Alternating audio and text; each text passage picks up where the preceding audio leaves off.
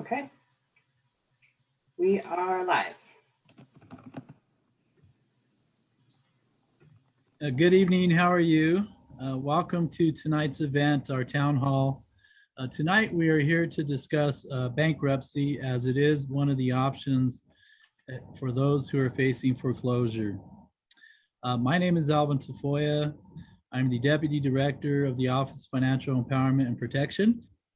I'm sitting in on behalf of my colleague, Paul Lopez, head of Clerk and Recorder's Office, and a couple of my other colleagues. Let me introduce Jose Vasquez of Colorado Legal Services. He will be presenting first. He will be providing an overview of bankruptcy. And John Davies from the Clerk and Recorder's Office will be providing a short 5 to 10 minute presentation regarding their role in the foreclosure process and as it relates to bankruptcy. And so we also have a couple of other guests who will be available for Q&A at the end of these presentations. It's Lance Gunella, forgive me, Lance, forgive me.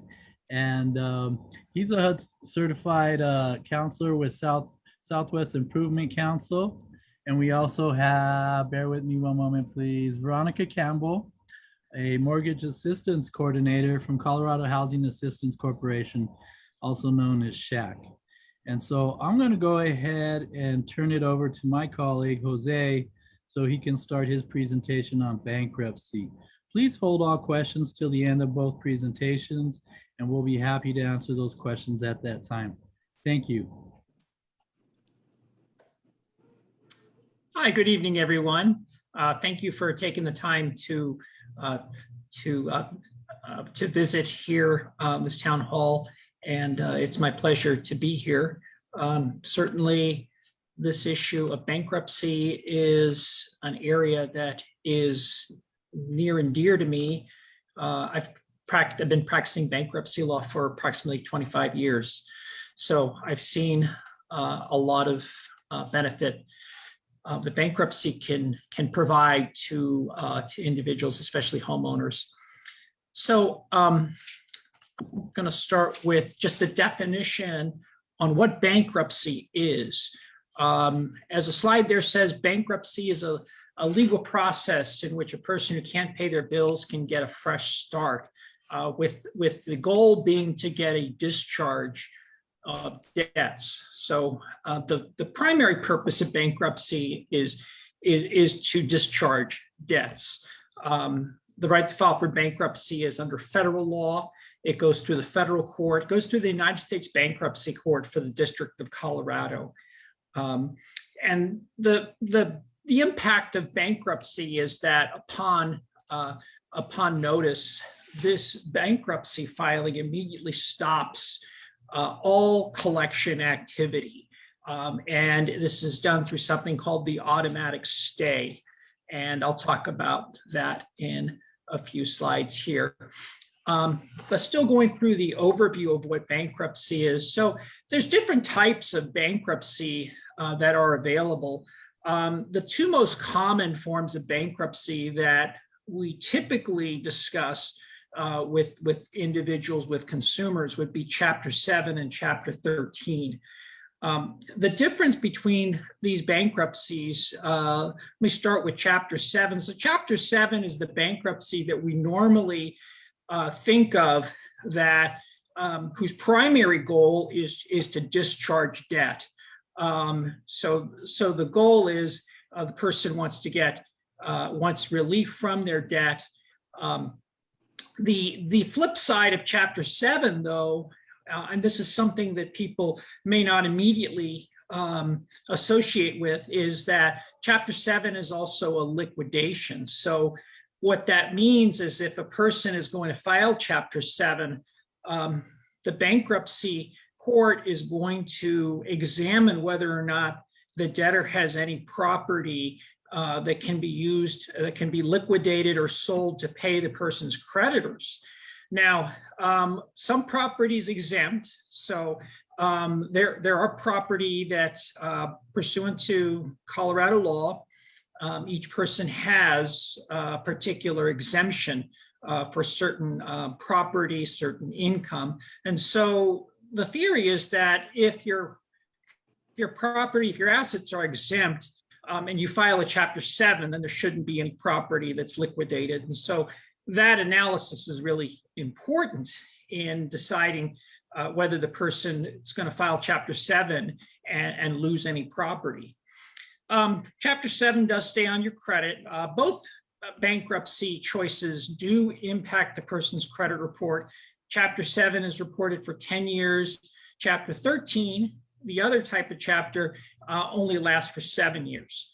Now, when we talk about bankruptcy being reported on the credit, that doesn't necessarily mean that the person may not be able to obtain credit earlier than the 7 years or 10 years. What it means is just that it's going to be reported. So, people have rehabilitated their credit earlier than the period of time that it's reported. Chapter 13 is the other option. It's a reorganization. Chapter 13. So in the reorganization, we're talking about the debtor filing some type of plan of repayment. And the goal here is to make payments to certain creditor or creditors in order typically to retain property. So when we think about Chapter 13, the most common reason for Chapter 13 filings are to preserve a person's residence when the property is in foreclosure.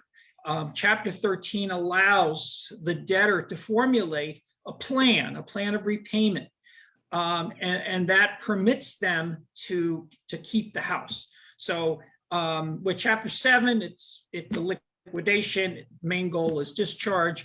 Chapter 13, it's a reorganization. So there's some debt that is going to be addressed through the plan. The other types of bankruptcy, I'm not going to talk about these at any length, but just so people know that there is a Chapter 11, which Chapter 11 is like Chapter 13, but so if you have an individual who has more unsecured debt or more secured debt than the amounts in this slide, then they would have to file Chapter 11 reorganization. So a Chapter 11 can be filed by an individual. It can also be filed by an entity like a corporation. And that's typically what we think about when we think about Chapter 11. We think about companies and businesses, but individuals who exceed Chapter 13 debt limitation can also file 11. 12, 15, and 9, I'm not going to cover those, but just those are other types of bankruptcy options. So the question then would be, what does it cost to file a bankruptcy? For an individual who is going to consider filing a bankruptcy, so you have filing fees. The bankruptcy court will charge the debtor $338 to file a Chapter 7 and $310 for a Chapter 13. Now, the Chapter 7 fee can be waived if the person is within 150% of the federal poverty guidelines. And then for either fee, the debtor has the option to pay that in installments. So, but those fees are there. Then you have attorney's fees. Now, bankruptcy, like any legal matter, is probably going to be advisable to have an attorney representing the individual. So this slide talks about average attorney's fees for Chapter 7, Chapter 13. These were from Martindale Nolo studies back from 2016. These might be slightly higher, but certainly having an attorney is very impactful. Probably more impactful in a Chapter 13, because the Chapter 13, we're talking about something that a process that could go on from 3 to 5 years. So it has a lot of complications, and certainly a Chapter 13 with an attorney is going, the likelihood of success is going to be a lot greater with an attorney. This slide talks about how often bankruptcy can be filed. There are some limits on how often individuals can file. The right is not unlimited. So typically with Chapter 7, you can't file a Chapter 7 if you got a discharge.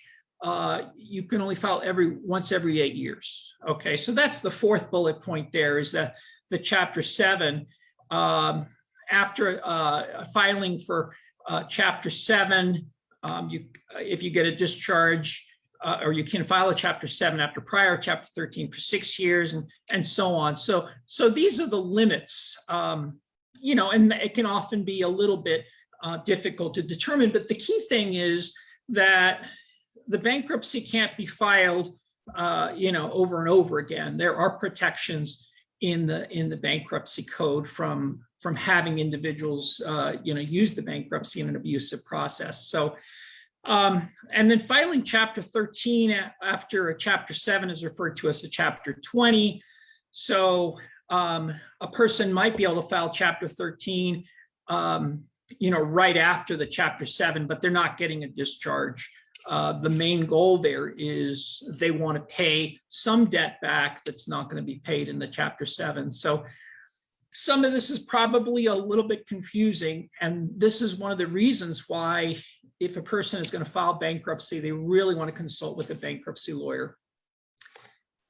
So as I said earlier, the bankruptcy, once the bankruptcy is filed, it puts into place what's called an automatic stay.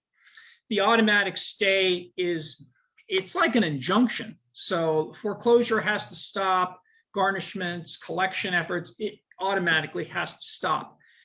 There are limits, however, if a person has filed another bankruptcy case in the prior year and they had a case dismissed, then the stay only lasts for 30 days.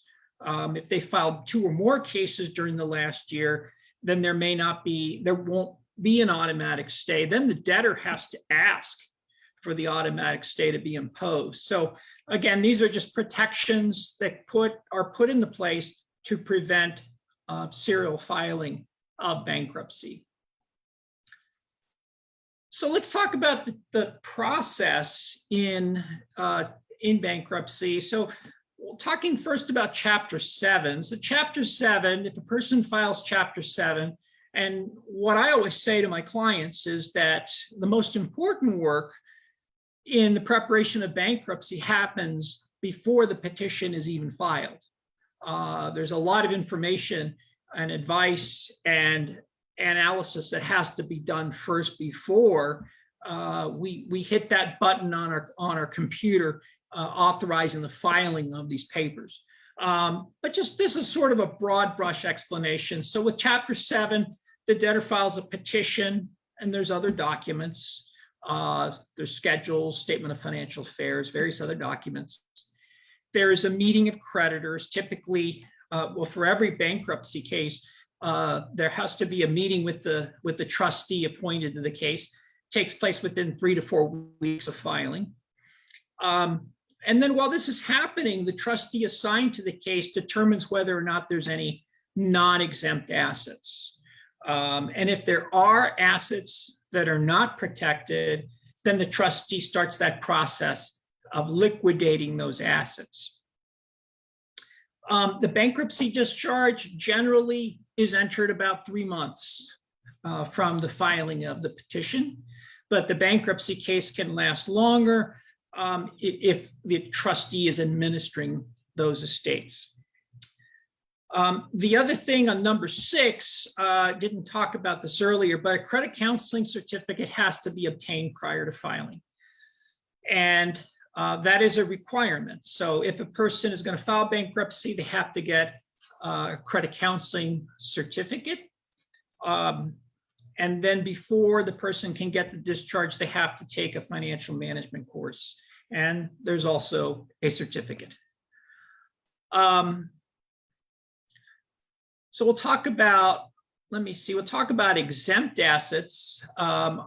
In a Chapter 7, this is really, really key, because the main danger of Chapter 7 is that somebody files bankruptcy and not all the property that they have is exempt. So what this slide shows is the exemption, that some of the typical exemption amounts that we see So the most common for homeowners is what we call the homestead exemption. And the homestead exemption is $75,000. So the person has to occupy their home, has to be their primary residence. If they meet those qualifications, they can protect up to $75,000 of the equity that's in the home. Okay, so it's the value. The equity, fair market value of the house. Subtract from that any amounts that have to be paid off if you were to sell it. So you subtract the mortgage, property taxes, any liens, and the cost of sale, of course. So if you sell property, you're going to pay costs for selling the property. $75,000 is the most you can protect. If you are 60 or over or disabled, that exemption.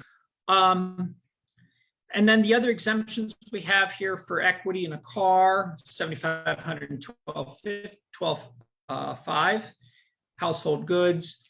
And of course, certain benefits like Social Security, unemployment compensations, VA benefits, public assistance, those.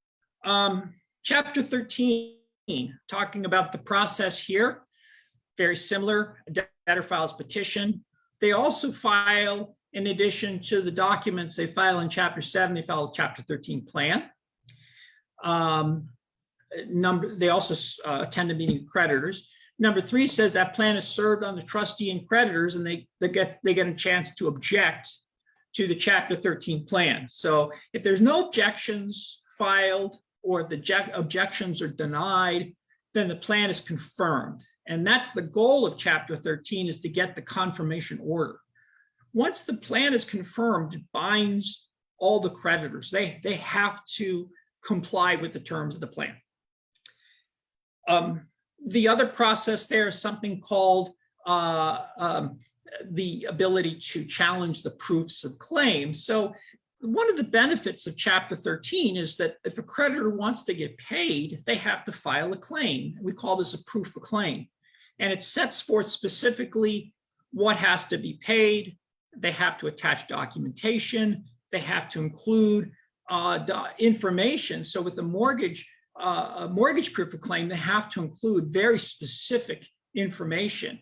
How much is in the escrow, how much the principal interest payments are, how much are the fees, how much is the mortgage payment itself. So that gives the debtor an opportunity to really closely take a look at the claims to make sure that the amounts that are being claimed to be owed are truly due and owing.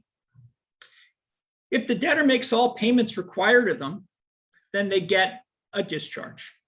And so now that discharge, though, has to occur. It occurs much later than 90 days or 3 months. We're talking about a maximum period of 60 months. So anywhere between 3 to 5 years.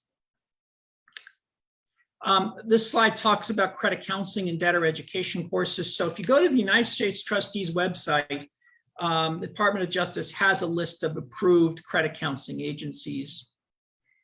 Now, not every debt can be discharged. There are exceptions, and these are some examples of debts that we would say are not dischargeable.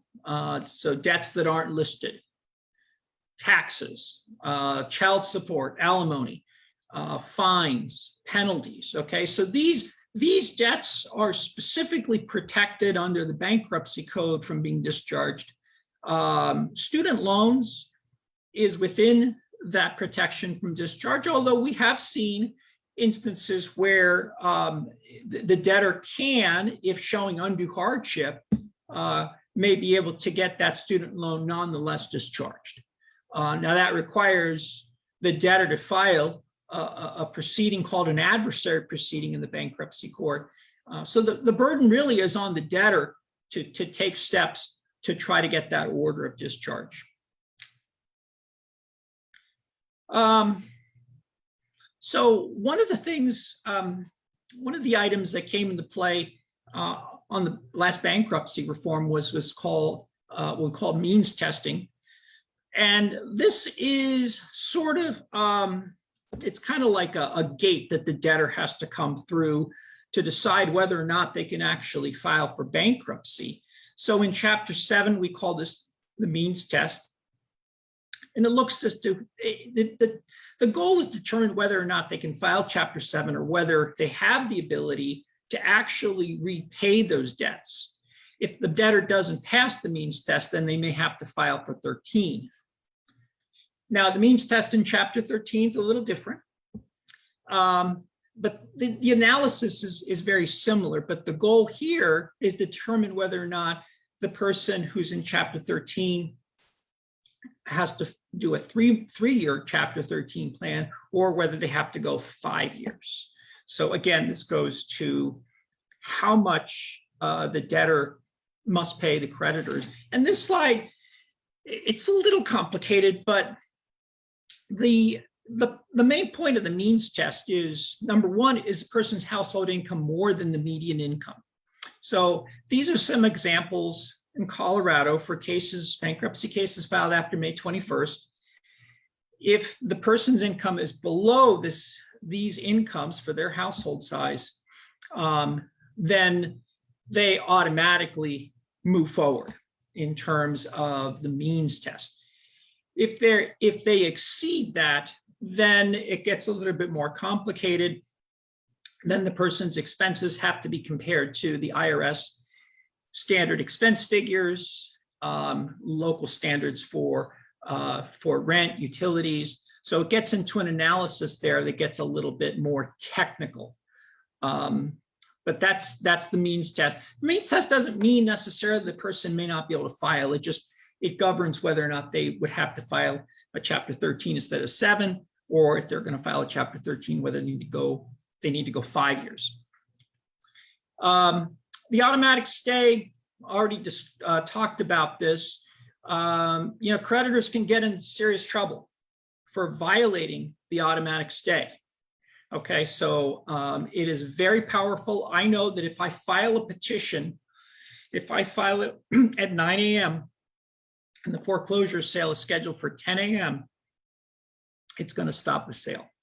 I don't have to go to court and get an injunction. It is automatic. So talking about Chapter 7 and bankruptcy and foreclosure. So we don't really see Chapter 7 as the primary way to deal with foreclosure, because the automatic stay in a Chapter 7 is temporary. It only is going to be in place for 90 days, approximately, if the bankruptcy is dismissed, or if a party files a motion to have the automatic stay lifted. So that's another thing that could happen. Excuse me. So that's why I put in this slide. Chapter 7 is not recommended to address a foreclosure. It's temporary, and it does not address the mortgage arrears. Excuse me.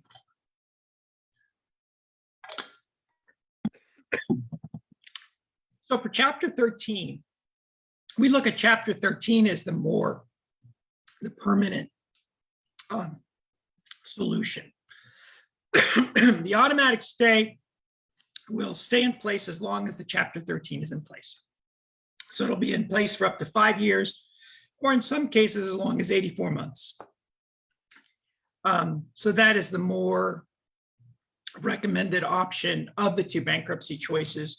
The Chapter 13 has the ability to pay the arrears. So it's going to result in the mortgage arrears being paid off.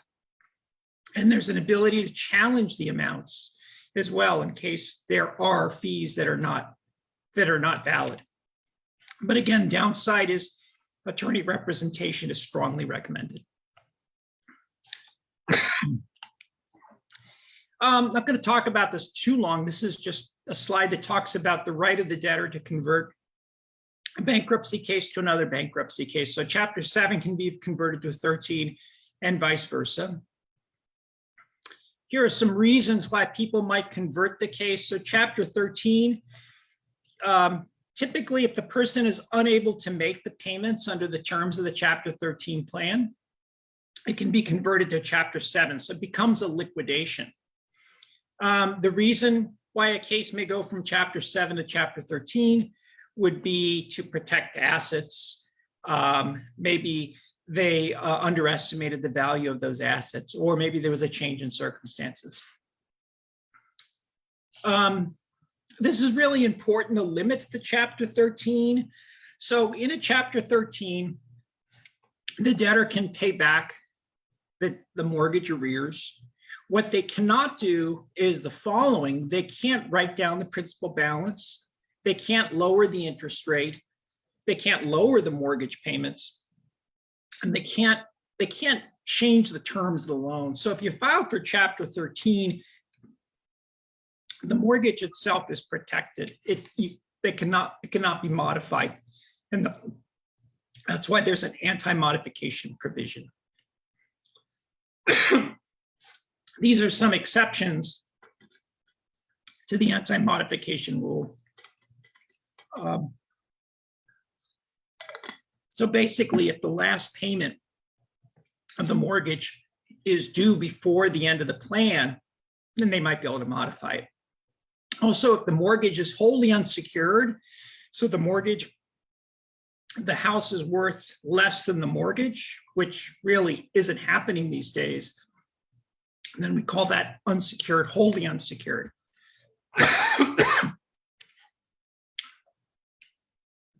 That's the lien strip of mortgages. Lien strip is where the property is underwater and you have the house, the value of the house is less. In other words, there's no equity where that junior mortgage, the second or third mortgage, is protected. And so in that instance, the debtor can get a court order that says its security interest is void and it's an unsecured claim. So it's discharged and the mortgage goes away. Just talking about what the Chapter 13 has to do. Debtor has to maintain their regular mortgage payments. So that is a requirement in Chapter 13. They have to maintain the property. They have to pay the taxes and insurance unless it's part of the escrow. Here I put together some pros and cons of bankruptcy, the advantages of bankruptcy, the automatic stay, fresh start, being able to raise claims and defenses against creditors. The disadvantages, of course, the impact on credit rating, possible loss of certain property, and then people sometimes feel a moral obligation to pay their debts, and sometimes the bankruptcy still retains a stigma. And then I put the slide in here to talk about other options to explore. So when we talk to clients that are looking at how to address a foreclosure, we talk about other ways to address it other than bankruptcy. And that's what I put in here. The first one, defending the foreclosure or responding to the foreclosure or taking some action outside of bankruptcy court to do that. The second one, loan workout options, talking to the lender, getting a loan modification. It's really important for the homeowner to talk to housing counselors for assistance on that. And then, of course, getting the money to cure if they have the ability to come up with the money. They have the right to cure, and that will stop the foreclosure. So just to raise that raise those options to clients before making that decision as to whether or not bankruptcy is the way to go. I like to tell people the bankruptcy should be something it's a choice that should not be taken lightly. And this is my contact information for Colorado Legal Services. We're a statewide nonprofit organization. We provide assistance to people in all parts of Colorado. We have a website you can see right here. We have also the ability for people to apply online at that website. You do have to meet certain income and asset criteria to qualify for assistance. But if you know of somebody who would like to apply, go ahead and contact us through the website. our address on 1905 Sherman for our main office, and then our phone number.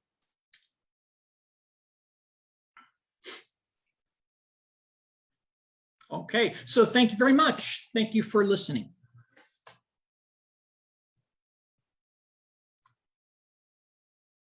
Thank you, everybody. As stated before, we're going to go ahead and we have some questions in the chat, but we're going to save them till the end so we can answer those questions who are presenting, as well as our special guests and panelists.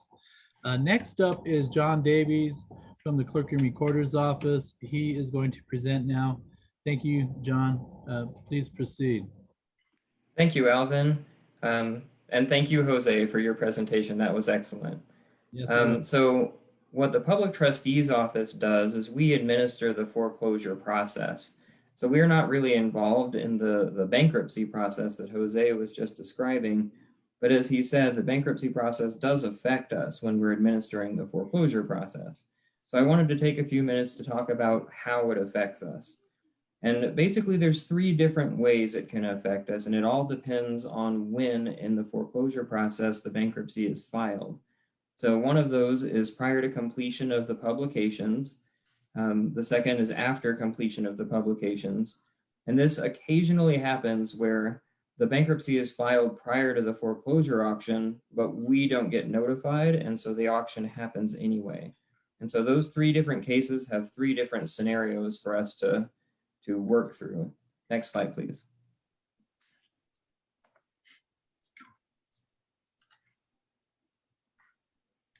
So if the bankruptcy is filed prior to the completion of publications, the foreclosure case is immediately placed on hold. And that's actually something that happens in all three instances. As soon as bankruptcy is filed and we're notified, the very first thing we do is go wherever we are in our process is place the case on hold.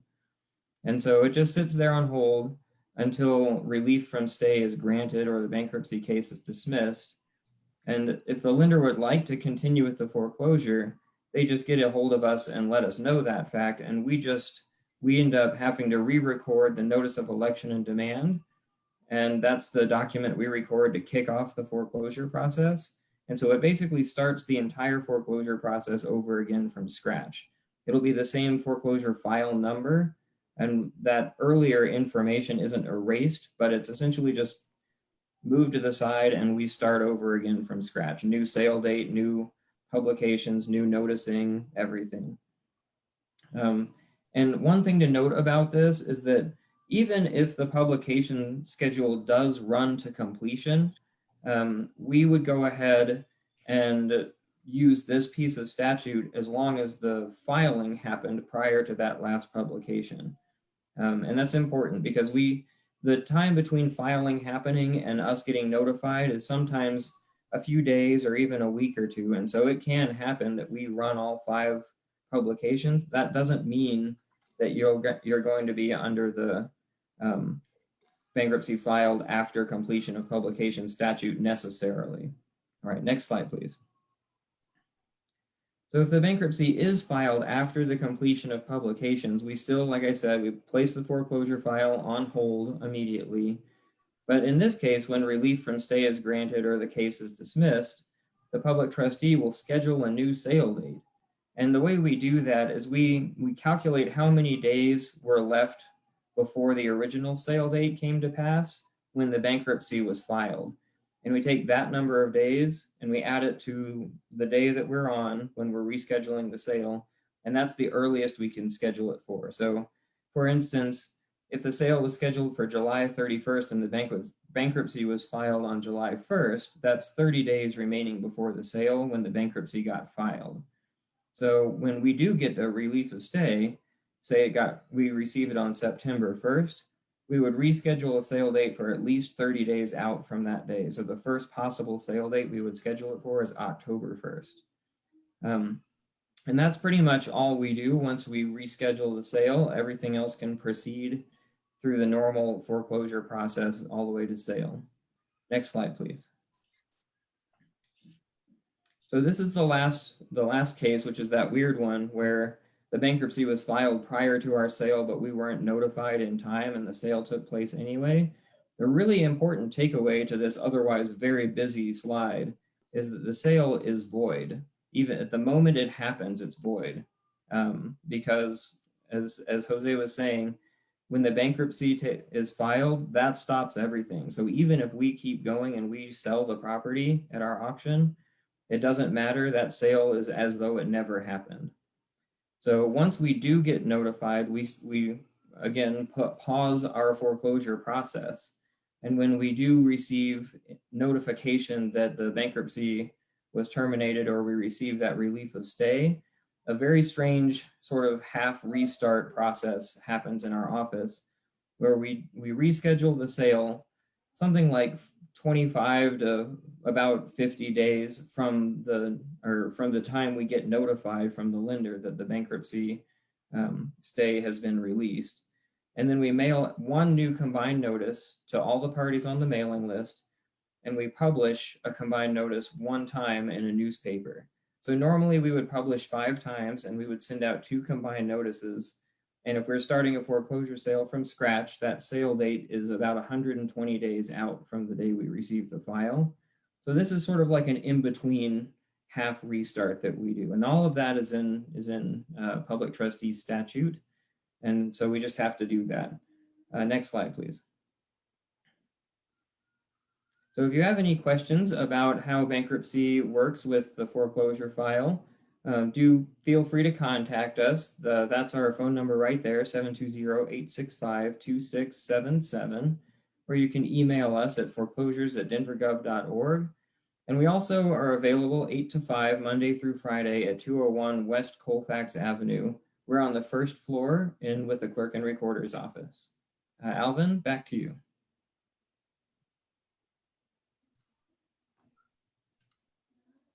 My apologies, I keep forgetting to turn off my mic, but thank you, John, and thank you, Jose. At this time, we like to entertain any questions for folks who have them, so that we can kind of, start a dialogue and help you answer questions, or answer questions that you felt maybe the information presented may not have been as clear as you would like it to be, or in a manner that you process your information. And so the Q&A is designed for exactly that. Please go ahead and put some questions into the chat. It looks like we have a couple of questions, and I'll go ahead and start with this one.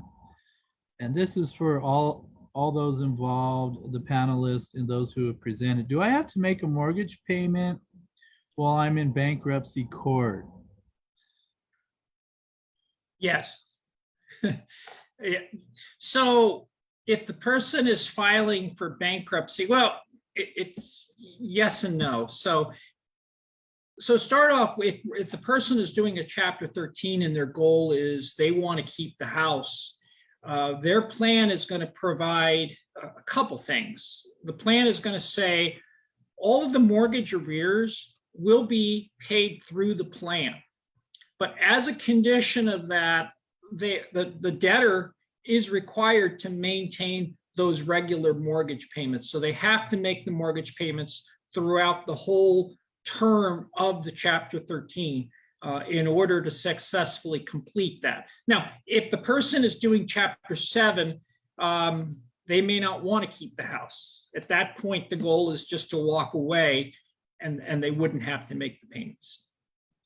Let me add something to that regarding bankruptcy. So you have to make your mortgage payments. What about your auto payments and any other type of payments you have out there of items you may have purchased? Do all those have to receive a monthly payment as well? It depends. There may be instances where a plan will provide that the debtor is just going to maintain the regular car payments, the regular monthly loan payments.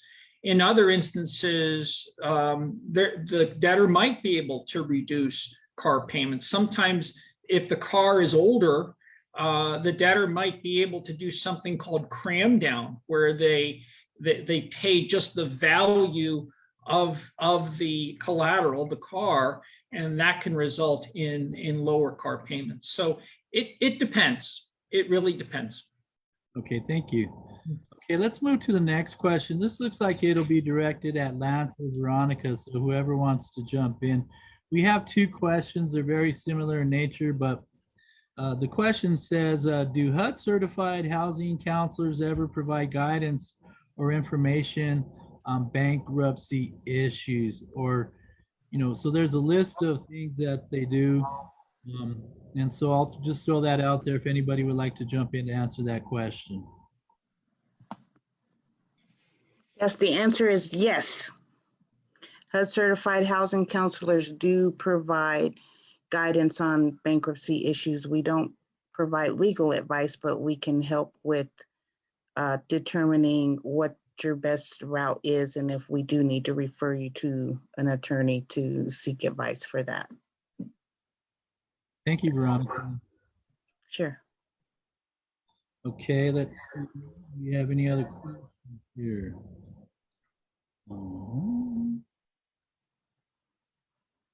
There's a question here that says, you mentioned student loans are not dischargeable, but how do they fit into the equation when someone does file for bankruptcy? So student loan is a debt, like any other loans, any other obligations. And so if a person files for bankruptcy, they have to list the debt. They have to disclose it. They're required to include that. Now, once they do that, then the presumption is that it's not going to be dischargeable. So in a Chapter 7, the end result is that after the discharge is entered, the debtor may still owe the student loan. If we're talking about a Chapter 13, now Chapter 13, recall, is a reorganization, a repayment plan. So you may have the Chapter 13 plan making some payment on the student loans. They may be paying the interest on the student loans to keep that loan from getting out of control. But the exception to the discharge, again, is, if the debtor believes that they have hardship circumstances, undue hardship, they don't have the financial ability to ever repay the debt, then they have to take that next step. That's beyond the basics of just the typical Chapter 7 and Chapter 13. I mentioned that the adversary proceeding, in essence, it's a lawsuit that's filed in the bankruptcy court, and the bankruptcy court will be the one to decide whether or not the debtor has been able to show that undue hardship and the debt could be discharged. So let me just add a little variable to that. So if I understand you correct, even the student loans or the government, federal government who provided those loans, if they fail to provide proof or show up to court, that student debt may be dismissed. Did I read that or hear that correctly or no? Well, no, the student loans are automatically protected. Okay. So the student loan issuer doesn't have to take any action to preserve the non-dischargeable nature of the debt. So no, it's like other debt, like taxes and domestic obligations, where it's just automatically, just by virtue of the type of debt it's deemed non-dischargeable. Thank you, Jose. We have a couple more questions. I have a question here that says, I keep receiving phone calls from people I don't really know, physical letters in the mail, and even emails at my private email stating that they can help me sell my house or cure my foreclosure or do reverse mortgages. Should I trust that? How should I approach that? The answer to that is you don't. Your first line of defense is going to be contact a HUD certified housing counselor. Fraud is a thing. And so you don't want to spend time, money, and resources with people that cannot actually help. So the first line of defense should always be a HUD housing counselor. Thank you, thank you, thank you. Let me see, we have one more question here, but let me elaborate on the fraud piece. There is a lot of fraud going on out there. It all looks very legit. It comes in mail that looks very legit. Uh, it's interesting. They know how much you owe on a house, how much equity's in there. They figured out how to get your phone number and your address. The reality is you pay your taxes, and us here that are presenting tonight, we're here to support you. We're trusted agencies. We're here to help you and provide you free support. Before you spend money, contact us. We'll get you in contact with the HUD certified coach right away, because we want to get ahead of it and ensure that you know what all your options are available, and then move that forward. If you need legal assistance, we have supports like Jose identified, that we can help you with as well. And so keep that in mind. But let's go to this next question. It says, do you have to be a resident of Denver to access the services that you described? Are the services and languages other than English? And let me help answer that particular question. It's actually a really good one. So we've been doing a series of town halls. They've all been recorded. They've all been placed on the Clerk and Recorder's website under the City and County of Denver. And so please feel free to go back and look at the previous town halls to educate yourself, friends and family and colleagues that may need help.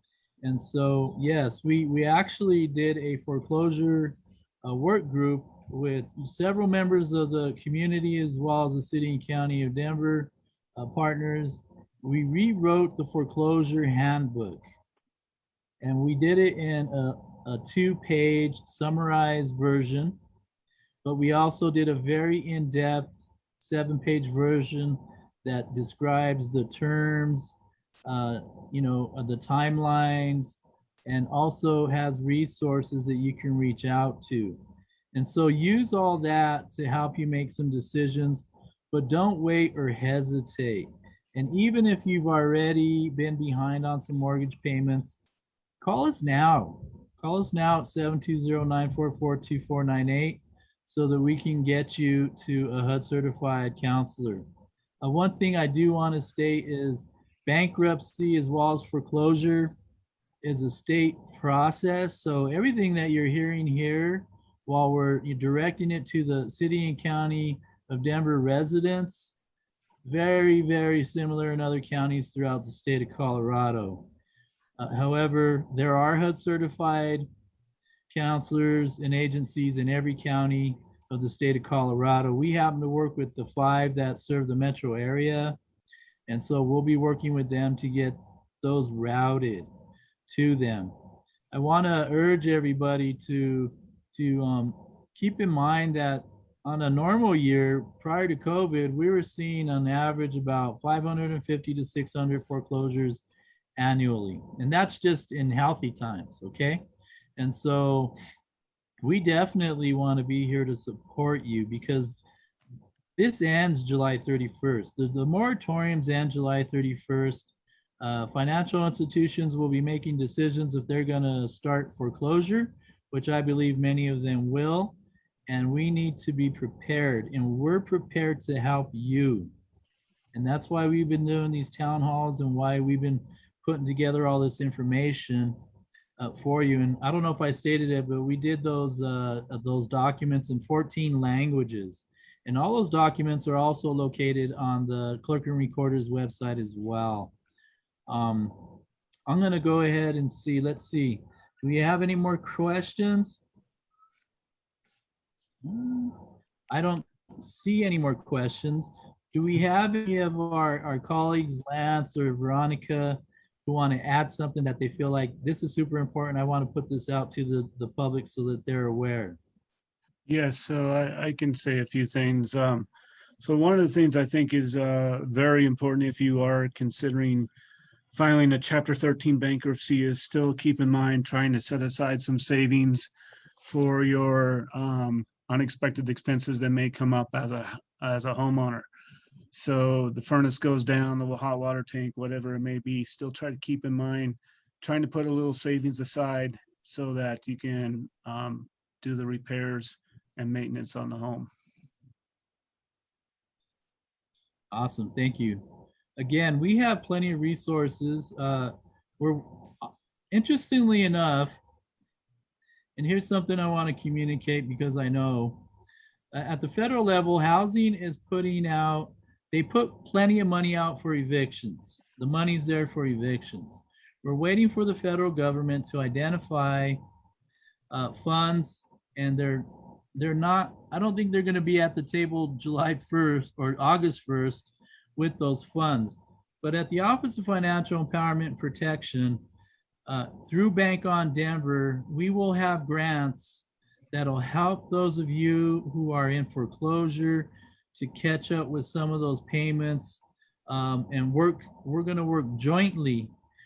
My financial coaches are going to work with the HUD certified counselors to identify the best option.